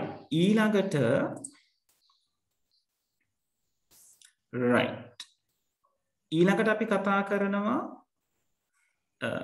ෆයිල් මැනේජ්මන්ට් පැත්ත ගැන. ෆයිල් මැනේජ්මන්ට් පැත්ත ගැන නම් ඇත්තටම කතා කරන්න තරම් දෙයක් නැහැ. right?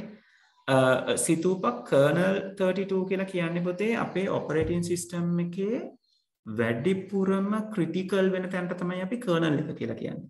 ඒක හරියට අපි කියනවා අර මේ අපි උදාහරණයක් විදිහට පළතුරක් ගත්තොත් පළතුරේ සාරවත්ම තැනට තමයි අපි kernel එක කියලා කියන්නේ. OS එක කියලා කියන්නේ පළතුරක් නම් පළතුරේ තියෙන රසම තැන, හොඳම තැන, සාරවත්ම තැන තමයි අපි kernel එක කියලා හඳුන්වන්නේ. ඒතර OS එකේ Windows 32 කියන folder එක දැන් අපි operating system එකක් install කරාම අපේ operating system එකේ අපිට දැන් Windows folder එකට ගියාම අපිට Windows කියන folder එකක් හම්බ වෙනවා. මේ folder එකේ තමයි Windows වලට අදාළව තියෙන දේවල් ටික install වෙලා තියෙන්නේ. මේකෙත් තියෙනවා Windows 32 කියලා folder එකක්. right? System 32 කියලා. Windows 32 නෙවෙයි System 32 කියලා. System 32 එකේ තමයි අපි සාමාන්‍යයෙන් කියන්නේ core, ඒ කියන්නේ මේ operating system එක මෙහෙයව ගන්න අවශ්‍ය වෙන මුදුන් මුල් ටික right ඒ කියන්නේ එයා එතනින් තමයි හැන්ඩල් වෙන්න පටන් ගන්න තැන. කිව්විතර ඒක තමයි කර්නල් එක කියලා අපි කියන්නේ. right ඒක සාමාන්‍යයෙන් ඔය වෛරස් එහෙම ලියන කට්ටිය Windows operating system එකේ attack කරන්නේ මොයි system 32 folder එකට. right system 32 folder එක අවුල් කරපු ගම මුළු OS එකම අවුල් වෙනවා. right හරි එතන මේ ගොනු කළමනාකරණය කියන එකේදී කතා බහ කරන්නේ සරලවම මේ අපිට Windows operating system එක පැත්තෙන් ගත්තොත් මෙන්න මේ කියන file manager එක ගැන right මේ කියන Windows Explorer කියන option එක ගැන. ඒතර මේ Windows Explorer කියන option එකෙන් තමයි අපිට folders හදන්න දෙන්නේ. folders ඇතුලේ අපිට files category කරගන්න ඉඩ දෙන්නේ. folder එකක් create කරන්න පුළුවන්, rename කරන්න පුළුවන්, delete කරන්න පුළුවන්. ඔය කියන facilities ටික දෙන්නේ. ඔය කියන ගොනු කළමනාකරණය යටතේ තමයි. ඒතර operating system එකක් නොතිබුණා නම් ඕගලන්ට කොයිම වෙලාවකවත් මේ වගේ folder structure එකක් හදාගන්න වෙන්නේ නැහැ. right? ඒතර folder structure එකක් නොතිබුණා නම් ඔයාට ඔයාගේ files category කරලා තියාගන්න වෙන්නේ නැහැ. ඔක්කොම ටික එක තැනක දාලා තියාගන්න වෙන්නේ. ඒතර එහෙම වුණා නම් ඔයාට මේ desktop එකක්, C drive එකක්, D drive එකක් කියලා දෙයක් දකින්න හම්බෙන්නේ නැහැ. ඔක්කොම ටික මේ desktop එක වගේ තැනක දැක ගන්න හැකියාව තියෙනවා. right? ඒතර මේ ගොනු කළමනාකරණය කියන එක නැත්නම් ෆයිල් මැනේජ්මන්ට් කියන එක දීලා කරලා තියෙන්නේ අපේ කම්පියුටර් එකේ තියෙන ඩෙස්ක්ටොප් එක නැත්නම් කම්පියුටර් එකේ තියෙන ෆයිල්ස් ටික අපිට ගැළපෙන විදිහට කැටගරි කරලා වෙන් කරලා සකස් කරගන්න ඉඩ දීලා තියෙන එක. right? ඒකට අපිට හරි ලේසි මේ වගේ දෙයකදී තියෙන තැනක ඉක්මනට හොයාගන්න පුළුවන්, මතක තියාගන්න ලේසි, බෑකප් එකක් ගන්න අවශ්‍ය වුණොත් ඉක්මනට බෑකප් එක ගන්න පුළුවන්. right? ඔය කියන මැනේජ්මන්ට් එක සිද්ධ කරගන්න පුළුවන්. ඊළඟට අවසානට අපි කතා කරනවා security management. එතකොට බොහොම සරලව කිව්වොත් security management කියන එක බේසික්ම security management එක විදිහට අපිට දීලා තියෙන password එක නේද? දැන් Windows 10 වගේ Windows 10 මතන 8 වලින් ඉඳලා මේක තිබ්බ passcode එකක් පාවිච්චි කරන්න පුළුවන්. ඊළඟට සමහර කම්පියුටර්ස් තියෙනවා අපිට passphrase එකක්. ඒ කියන්නේ password එකක් නෙවෙයි පොඩි වාක්‍ය khණ්ඩයක් පාවිච්චි කරන්න පුළුවන් passphrase එකක් කියලා අපි ඒකට කියනවා. සර් bit logo දාන්නත් පුළුවන්. ඔව් ඒ වගේ හැබැයි third party softwares උතේ. එතකොට OS එකෙන්ම දෙන්න Windows 10 වල OS එකෙන්ම තියෙනවා. දෙනවද? right okay. ඊළඟට ඔයා අරගත්තොත් Android වගේ operating system එකක් ඔයාට pattern එකක් apply කරන්න පුළුවන් නේද? fingerprint security එක දෙන්න පුළුවන්. ඒ වගේ security options දීලා තිනවා. ඒ OS එක හරහා. ඒතකොට fingerprint bar එකේ search කරාම එනවා සර්. right okay. එතකොට අනිත් පැත්තෙන් අරගත්තම security පැත්ත වැඩි කරලා අරගන්න අපිට පුළුවන් access privileges කියන පැත්ත පාවිච්චි කරන්නත් පුළුවන්. right? ඒතකොට access privileges කියන පැත්තේදී අපි සාමාන්‍යයෙන් ඉස්කෝලවල පාවිච්චි කරනකොට ඒ ක්‍රමවේදී පාවිච්චි කරනවා. අපිට user accounts හදලා අපිට පුළුවන් student user account එකට අපේ පරිගණකයේ තියෙන යම් තැන් access කරන එක prevent කරන්න. right? දැන් ගොඩක් වෙලාවට මම කරන දෙයක් තමයි student account එක හදලා C එක access කරන එක prevent කරනවා. මොකද C එකේ operating system එක සහ ඒවට අදාළව තියෙන දත්ත ටික තියෙන නිසා. එතකොට ඒ අයට access student ට යන්න පුළුවන් D drive එකට විතරයි. C එක open කරන්නවත් බෑ. එහෙම වුණාම එක පැත්තකින් අපේ කම්පියුටර් එක අපිට ආරක්ෂා කරගන්න පුළුවන්. වැරදිලා හරි C එක open වෙලා ඔය මේව මැකෙන එක නතර කරගන්න පුළුවන්. ඒ වගේ ආරක්ෂණ ක්‍රමවේදයක් අපිට ලබා දෙන්න පුළුවන්. ඒ වගේම තමයි දැන් Windows operating system එක වගේ එකක් ගත්තොත් එයාව install කරනකොට එයා අපිට by default antivirus software එකකුත් install කරලා දෙනවා එයා විසින්ම. right? ඒක normal බැලුවම අනිත් ඒවාට වඩා ටිකක් හොඳයි නේද? ඔව් සාමාන්‍යයෙන් Windows operating කියන්නේ සාමාන්‍යයෙන් මේ antivirus softwares ඔක්කොම වගේ හැම capability එකක්ම ඒගොල්ලෝ ගාව තියෙන ඔය පොඩි දේවල් වලින් තමයි අඩුපාඩුකම් තියෙන්නේ. හැබැයි මූලිකව අපිට අවශ්‍ය වෙන දේවල් ටික ඔක්කොම operating system එකේ මේ ඕනම antivirus software එකක් සතුව තියෙනවා. ඒක නිසා සාමාන්‍යයෙන් Windows තියෙන කෙනෙක් license version එකක් නම් තියෙන්නේ. Windows security පාවිච්චි කරන එක තමයි හොඳම දේ. වෙන දේවල් පාවිච්චි කරන්නේ නැතුව. මොකද සාමාන්‍යයෙන් third party එකක් දාගත්තම එයා පොඩ්ඩක් RAM එක utilize කරන ප්‍රමාණය වැඩි. උදාහරණයක් විදිහට Kaspersky එහෙම ගත්තොත් Kaspersky ගොඩක් වෙලාවට RAM එක ගොඩක් පාවිච්චි කරනවා. එතකොට ඒකත් එක හේතුවක් වෙනවා සමහර වෙලාවට machine එක slow වෙයි. right?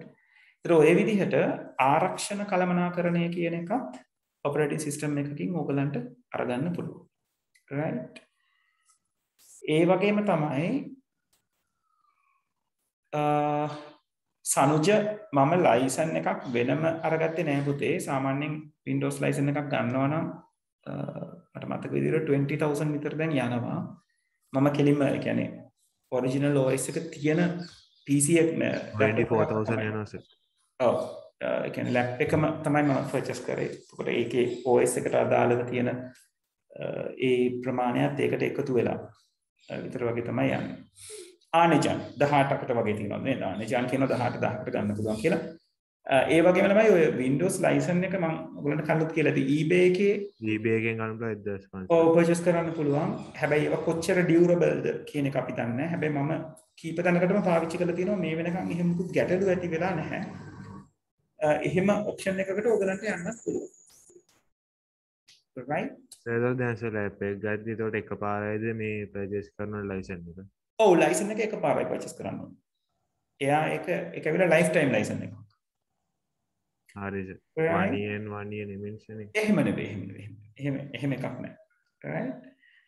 හරි. ඊළඟට අවසානයේ තියෙනවා පරිගණක ජාලකරණ කළමනාකරණයක් මේ network management කියන එක. ඒතර මේ network management පැත්ත අරගත්තම අපි දැන් Windows operating system එකම ගත්තම අපි network එකකට connect වෙලා තියෙනවා නම් මේ අපේ මේ Windows Explorer එකේ පහළම ඔයගලන්ට බලා ගන්න පුළුවන් network කියලා category එකක් තියෙනවා.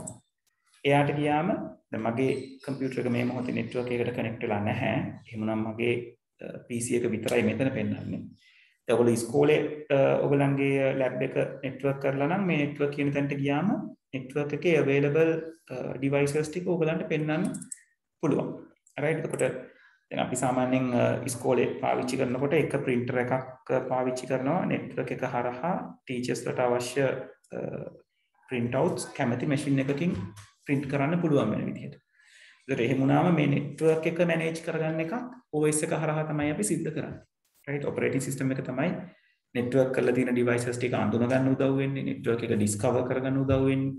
අපිට අවශ්‍ය නම් යම් සීමා කිරීම පාවිච්චි කරන්න පුළුවන් network එක සඳහා හැමෝටම discover කරන්න බැරි වෙන්න. යම් devices ටිකකට විතරක් network එක access කරන්න දෙන්න. ඒ කියන management එක ඔක්කොම කරගන්න operating system එක තමයි ඔයගලන්ට උදව් වෙන්නේ. right? ඒතර ඔය විදිහට network එක manage කරගන්නත් operating system එක උදව් කරනවා. ඒතර දැන් ඔයගලන්ගේ මේ කියන සේවාවන් ටිකට අදාළව මොනවාද තියෙන මැනේජ්මන්ට් කියන එක පොඩ්ඩක් හොඳට ඔළුවට දාගන්න. right? අපි මැනේජ්මන්ට් වර්ග කීපයක් කතා කරා නේද? අපි කතා කරා process management ක්‍රියාවලි කළමනාකරණය ගැන. ඊළඟට අපි කතා කරා memory management මතක කළමනාකරණය ගැන. ඊට පස්සේ device management උපාංග කොහොමද කළමනාකරණය කරගන්නේ? ඊළඟට file කොහොමද කළමනාකරණය කරගන්නේ file management වලින්? ඊළඟට security කොහොමද manage කරගන්නේ සහ network එක කොහොමද manage කරගන්නේ කියන එක ගැන. right? දෙවෙනියට කතා බහ කරලා තියෙනවා මේ අර මිත්‍රශීලී පරිශීලක අතුරු මුහුණක් ලබා දෙන්නේ කොහොමද කියලා. right? මේක සාමාන්‍යයෙන් නේද? ඕගොල්ලන්ට අමුතු දෙයක් නෙවෙයි. right? ඒතර මුල්ම කාලේදී මෙතන අපි කතා කරලා තියෙනවා මුල්ම කාලේ ඉඳලම තිබ්බ විදි ටික ගැන. මුලින් අපි කියනවා අපිට තිබුණේ CLI එකක් කියලා නැත්නම් command line interface එකක් කියලා. command line interface එක තමයි මම ඔයගලන්ට කලින් පෙන්නුවේ. DOS prompt එක කියලා command එකක් දෙනවා. ඒකට අදාළ වෙන විදිහට OS එක වැඩ කරනවා. right? ඒකට උතන මම පොඩි පින්තූරයකුත් දාලා තියෙනවා CLI එකක් විදිහට. ඒතර command line interface කියලා කියන්නේ ගොඩක් වෙලාවට users-ලා එච්චර උවමනාවකින් එච්චර කැමැත්තකින් ඉන්න පුළුවන් තරක් නෙවෙයි. කළු පාට screen එකක් අකුරු ගොඩක්. ඒක නිසා වැඩිය ඒකට යොමු වෙන ප්‍රමාණය අඩුයි.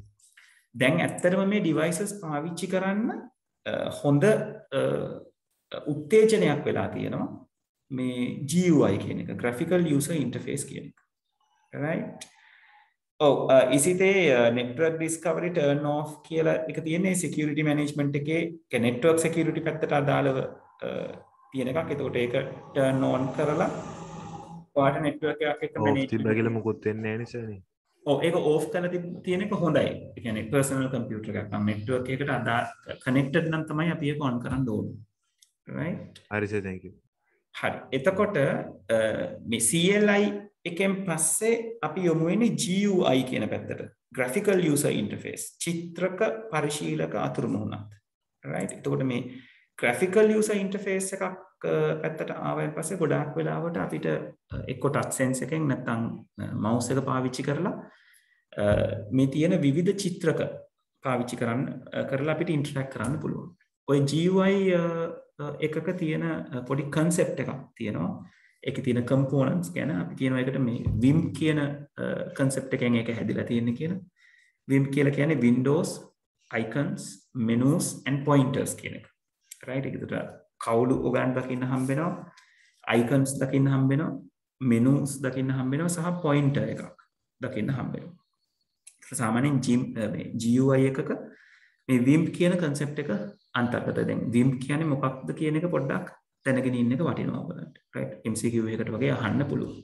right ඊට පස්සේ පහළ කතා බහ කරලා තියෙනවා මොනවාද තියෙන උපයෝගිතා වැඩසටහන් කියලා.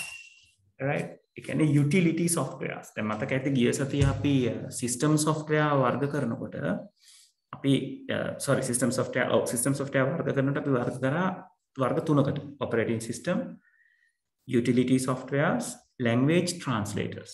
නේද? මෙහෙයුම් පද්ධති, උපයෝගිතා වැඩසටහන් සහ ඊළඟට කතාගත භාෂා පරිවර්තක කියන පැත්තට. දැන් මෙතන කතා බහ කරලා තියෙන්නේ මේ උපයෝගිතා වැඩසටහන් කීපයක් ගැන.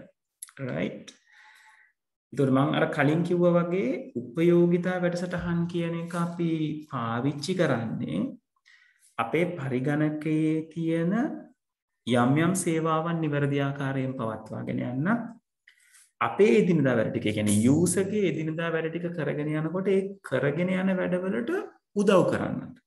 right එහෙම නැතුව යූසර් කෙනෙක් utility software එකක් පාවිච්චි කරලා තමන්ගේ day to day need එකක් satisfy කරගන්නේ නැහැ. right ඒවට අපි පාවිච්චි කරන application software. application software ටික smoothly run වෙන්න utility software උදව් කරනවා. right ඉතින් මේ ඔයගලගේ කම්පියුටර් එක ඇතුලේ තියෙන utility softwares කීපයක් ඔතන පෙන්නලා තියෙන්නේ. right මේක ඔයගලගේ පොතේත් මේ නෝට් එක මේ විදිහටම තියෙනවා ළමයි. මම ඒකෙන් අවශ්‍ය දේවල් ටික අරගෙන තමයි ඔයගලන්ට මේ extract කරලා දීලා තියෙන්නේ. right එතකොට backup softwares පාවිච්චි කරන්න පුළුවන්. right backup software එකකින් ඔයාලට පුළුවන් ඔයාගේ කම්පියුටර් එකේ තියෙන වටිනා කියන documents backup කර ගැනීම සිද්ධ කරගන්න. right backup කරගත්තම අර original document එකට හානියක් සිද්ධ වුණොත් අපිට backup එක පාවිච්චි කිරීමේ හැකියාවක් තියෙනවා. ඊළඟට තැටි සුපරීක්ෂණය right disk supervising කියලා අපි කියනවා. right එතකොට අපිට පුළුවන් නැත්නම් disk එක අපිට scan කරලා බලන්න පුළුවන්. disk scanner කියලා අපි ඔකට කතා කරනවා. disk එකේ මොනවා හරි දෝෂ hard disk එකේ මොනවා හරි දෝෂ තියෙනවද කියන එක නිර්ණය කරගන්න පුළුවන්. right ඔබදේ disk scanner කියන්නේ තැටි සුපරීක්ෂකයේද? ඔව් disk scanner කියලා ඉන්නේ තැටි සුපරීක්ෂකයෙක් කියන එකට. හරි සර්. ඊළඟට ඔය මෘදුකාංග තැටි ප්‍රතිභාගීකරණය. ඒ කියන්නේ අපි ඔකට කියනවා disk defragmentation කියලා. right අපි disk defragmentation ගැන පහළදී ටිකක් විස්තරාත්මකව කතා කරනවා. එතෙන්දී ඇත්තටම සිද්ධ වෙන්නේ ඔය disk එකේ තැන් වල ගබඩා වෙලා තියෙන data ටික එක ප්‍රදේශයකට අරගෙන free space එක තව පැත්තක එකට එකතු කරන එක. right එතනදී අපි එතනට ආවම අපි කතා බහ වෙමු. ඊළඟට මේ files folders compress කරන එක, දත්ත සහ ගොනු සංකෝචනය කරන එක. දැන් ඔයගොල්ලන් දන්නවා ඇති නේද file compress කරන්න නම් නේද facilities තියෙනවා නේද? මට දැන් මේ අම්මා කියන folder එක මට right click කරලා send to කියන option එක පාවිච්චි කරලා compress folder එක බවට පරිවර්තනය කරන්න පුළුවන්. ඒකට compress folder එකට පරිවර්තනය කරාම එයාගේ තියෙන capacity එක පොඩි ප්‍රමාණයකින් අඩු වෙනවා. right ගොඩක් වෙලාවට document නම් තියෙන්නේ මේක ඇතුලේ. අපිට සැලකිය යුතු ප්‍රමාණයක් මෙයාව compress වෙනවා දැක ගන්න පුළුවන්. right ඊළඟට task manager නේද? අපි පාවිච්චි කරා task manager විවිධ තොරතුරු අපිට අරගන්න පුළුවන් processors ගැන, ඊළඟට CPU එකේ computer එකේ තියෙන අනිකුත් components ගැන.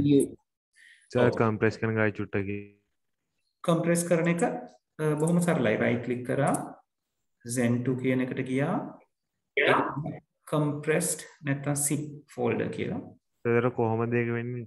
සයිස් එක මොන වගේ වද අපි ඕනනම් මම එකක් කම්ප්‍රෙස් කරලා බලමු. අපි දැන් මෙයාගේ සයිස් එක ඔයගලන්ට පේන හැටි එතන තියෙනවා කිලෝබයිට් 12ක් කියලා පේනවද? මෙයාව සිලෙක්ට් කරාම මෙතන ස්ටේටස් බාර් එකේ පෙන්නනවා මෙයා කිලෝබයිට් 12ක ඔව් සර්. right මට මෙයාව right click කරලා send to කියන එකට ගිහිල්ලා මට පුළුවන් compress කරන්න. එතකොට එයා compress කරාම ඒ නමින්ම තව එක්කෙනෙක් හැදෙනවා පේනවද G10 practicals.zip කියලා හැදෙන්නේ zip මේ zip කියන එක විවිධ extensions වලින් එනවා. දැන් මේ Windows වලින් දෙන utility program එකෙන් තමයි .zip කියන extension එක ඉන්නේ. ඔයගොල්ලෝ අහලා ඇති WinRAR කියලා software එකක්. ඒතර WinRAR තියෙන්නේ compress කරගන්න. ඒතර එයාගේ extension එක ඉන්නේ RAR. සර් දැන් මම කම්ප්‍රෙස් කරා මගෙන් ආව WinRAR. ඔව් RAR කියලා. කියන්නේ ආවේ RAR එක install වෙලා ඇති. එතකොට ඒක තමයි RAR වලින් එක එන්නේ. ඔය වගේ තව ගොඩක් softwares තියෙනවා. එතන කිලෝබයිට් කියන්නේ ඔව් දැන් මෙයාගේ බැලුවොත් මෙයාගේ size එක වෙන්නේ 9.58 කිලෝබයිට්. මෙයා 3ක් විතර අඩු වෙනවා. 12ක් තිබුණා. ඔව්. මෙයා 9.58යි. හැබැයි මේක compress වෙන්නේ ගොඩක් වෙලාවට මේ කියන්නේ කොහොම පැහැදිලි compression එකක් දකින්න හම්බෙන්නේ ගොඩක් වෙලාවට document වලට. දැන් ඔයා movie එකක් compress කරොත් එහෙමත් නැත්නම් සින්දු compress කරොත් ලොකු අඩුවීමක් පාට පෙන්වන්නේ නැහැ. සමහරවිට මෙගාබයිට් 2ක 3ක අඩුවක් පෙන්වනවා. එච්චරයි. ඊට එහා මුකුත් වෙනසක් වෙන්නේ නැහැ. documents වලට මේක බොහොම හොඳ option එකක්. දැන් අපිට email කරනකොට අපේ email එකේ තියෙනවනේ යම් කිසි සීමාවක්. ඒතර උදාහරණයක් email එකේ තියෙන්නේ 20 MB තමයි maximum නම් අපිට word file එකක් තියෙනවා නම් 20 MB ම තියෙන. ඒතර 20 MB කරන්නේ නැතුව අපිට zip කරලා එයාව තව ටිකක් ප්‍රමාණය අඩු කරලා යවන්න පුළුවන්. alright ඒ WhatsApp වලත් එහෙම සීමාවක් තියෙනව නේද? WhatsApp වල තියෙනවා. මම හිතන්නේ මෙගාබයිට් 60ක්ද කොහෙද 60කට වඩා වැඩි ගන්න බෑ. අර ඔඩියෝ දානකොට ප්‍රමාණයක් තියෙනවා. ඔව්. right දැන් ඔව් ටෙලිග්‍රෑම් වල එහෙම නැහැ. ටෙලිග්‍රෑම් වල නෑ මම Telegram වල නෑ. ටෙලිග්‍රෑම් වල cloud base එකක් නේ යන්නේ. ඒක නිකන් අර Google Drive එක වගේ. excuse me sir.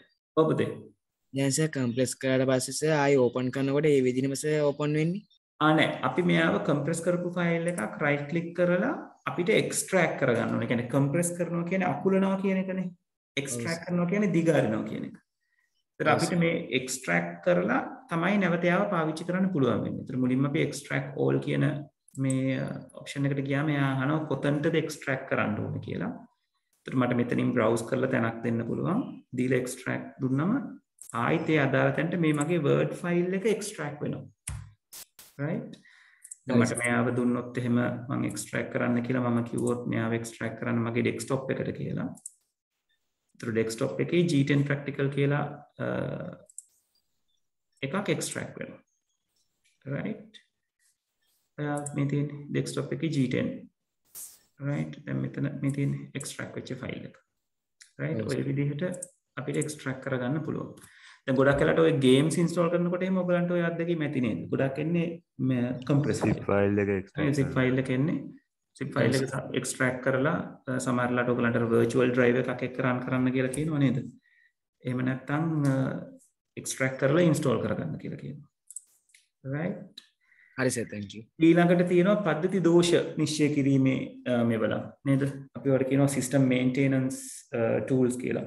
right මේවා සමහරලාට ටිකක් කරදරකාරී විදිහටත් හැසිරෙනවා. ඒ කියන්නේ ඔය සමහර අපිට softwares download කරගන්න ගියාම ඒගොල්ලෝ automatically ඔය system maintenance tool බලෙන්ම වගේ අපිට දාලා හොඳයිද කියලා බලන්න ඔයාගේ මෙන්න මෙච්චර errors තියෙනවා හරිද අස්සන්න එහෙම කියලා පොඩ්ඩක් ඒගොල්ලන්ගේ software එක පාවිච්චි කරන්න අපිව පොඩ්ඩක් පොළඹවනවා. right නමුත් ඔබද සර් 3GB විතර ෆයිල් එකක් MB 10කට ඉස්සරට වගේ කම්ප්‍රෙස් කරන්න කොහොමද? එච්චර එහෙම කරන්න කම්ප්‍රෙස් කරපුවා තියෙනවනේ සර්. ඔව් එහෙම කරන්න පුළුවන්. එහෙම වුණොත් පුතේ ඒවට පාවිච්චි කරන්න එනවා අර වීඩියෝ ඩිකෝඩර්ස් කියන જાතිය. කියන්නේ දැන් අපි ෆිල්මෝරා වගේ software එකක් පාවිච්චි කරලා ඔයාට යාව export කරන්න පුළුවන්. එයාගේ resolutions අඩු කරලා නෑ සර් දැන් ඔය මේ Windows 10 වල ISO එකේම තියෙනවා MB 12 15 වගේ ගන්න. මෙහෙමයි සමහර වෙලාවට ඒගොල්ලෝ ඇඩ්වාන්ස් ටෙක්නික්ස් පාවිච්චි කරනවා. දැන් ඔය මට ඕක එක්ස්පීරියන්ස් වෙච්ච තැනක් තමයි මේ Zoom එකේ මම අරගන්න රෙකෝඩින් එක. මට සාමාන්‍යයෙන් එන්නේ මෙගාබයිට් 200,000. හැබැයි මම මේකම ෆිල්මෝරා එකේ දාලා same resolution වලින් export කරන්න ගියාට මේගොල්ලෝ export කරලා තියෙන settings ටික ෆිල්මෝරා වල මට හොයාගන්න අමාරුයි. ඒතර එයා export වෙන්නේ වැඩි. සාමාන්‍යයෙන් මේ එකම කියන්නේ මෙයාම නිකම්ම ෆිල්මෝරා එකට දාලා export කරොත් මෙගාබයිට් 800 ගානක ෆයිල් එකක් තමයි මට output වෙන්නේ. ඒව සමහරලාට ඒගොල්ලෝ ඒ සමහර softwares වල ඒ තියෙන facilities වලින් ඒගොල්ලන්ට පුළුවන්කම තියෙනවා hand braking එක අඩු කරගන්න පුළුවන්. තව අඩු කරගන්න පුළුවන්. ඔව්. ඒ වගේ ඒවා ඇති අනිවාර්යෙන්. right. ඊළඟට antivirus softwares ඔයගොල්ලෝ දන්නවා ඒ ගැන අමුතුවෙන් කතා බහ කරන්න දෙයක් නැහැ. අපි පාවිච්චි කරනවා අපේ malwares වලින්, ඒ කියන්නේ හානිකර අනිෂ්ට මෘදුකාංග වලින් අපේ පරිගණකය ආරක්ෂා කරගන්න. ඊළඟට මේ clipboard කියන එක. නේද? clipboard කියන එක සාමාන්‍යයෙන් ඔයගොල්ලෝ දැකලා ඇති. මේ දැකලා සමහර ලාවට එච්චර ඔළුවේ නැති වෙන්න පුළුවන්. right. දැන් මේ තියෙන ඔයගොල්ලන්ගේ clipboard එක. right. මේ මෙතන Windows Explorer එකේ මේ තියෙන clipboard කියලා වැටලා.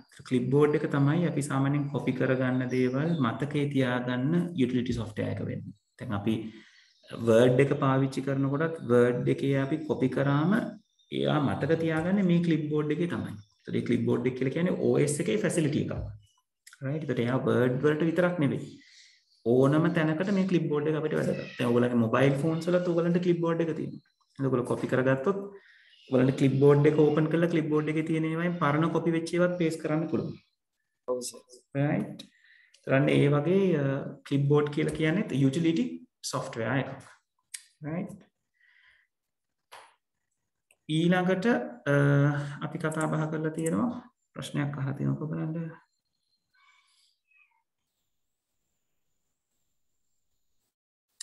ඔව් සෙනුජ. right. මොකද Windows and V කියන අපි control V එක පාවිච්චි කරනවා paste option එකට, Windows V එක පාවිච්චි වෙනවා clipboard එකේ options වලට නේද? right.